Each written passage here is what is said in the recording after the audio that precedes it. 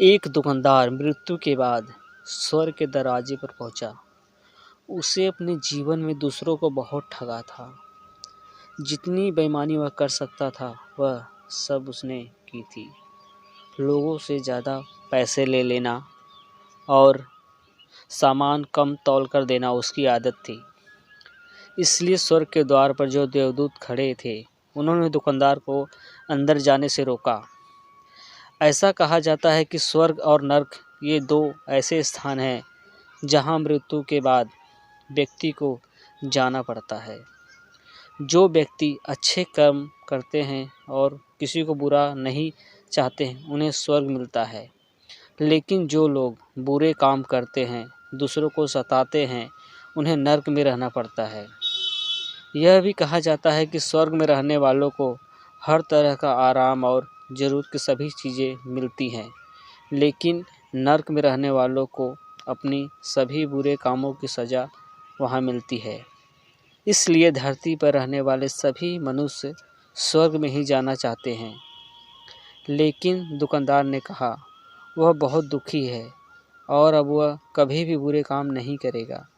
उसने कहा किसी तरह देवदूत को विश्वास दिला दिया।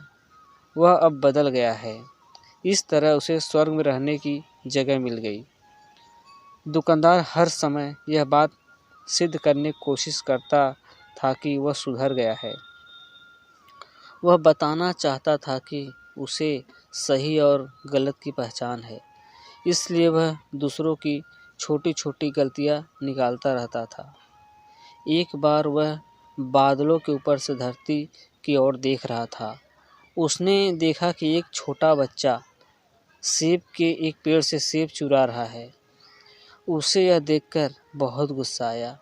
वह बोला, चोरी करनी बुरी बात है लड़के, और ऐसा कहकर उसने पास में रखा हुआ एक स्टूल उठाया और गुस्से में नीचे फेंकने लगा। वहीं एक देवदूत खड़ा हुआ था।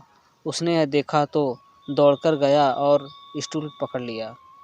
उसने दुकानदार से कहा, जरा सोचो, अगर हम हर गलती करने वाले पर गुस्सा करके ऐसे ही स्टूल फेंककर मारते तो क्या होता? तुम तो पूरी ज़िंदगी स्टूलों की मार ही खाते रहते। इस तरह तो यहाँ स्वर्ग में रखे हुए सारे स्टूल खत्म हो जाते और हम सबको हमेशा खड़े रहना पड़ता। फिर कौन आना चाहता स्वर्ग में? इसलिए अपने गुस्से पे काबू रखना सीखो, समझे? दोस्तों, आपको यह कहानी कैसी लगी प्लीज़ कमेंट करके ज़रूर बताएं और आपको कैसी कहानियाँ चाहिए ये भी बताएं।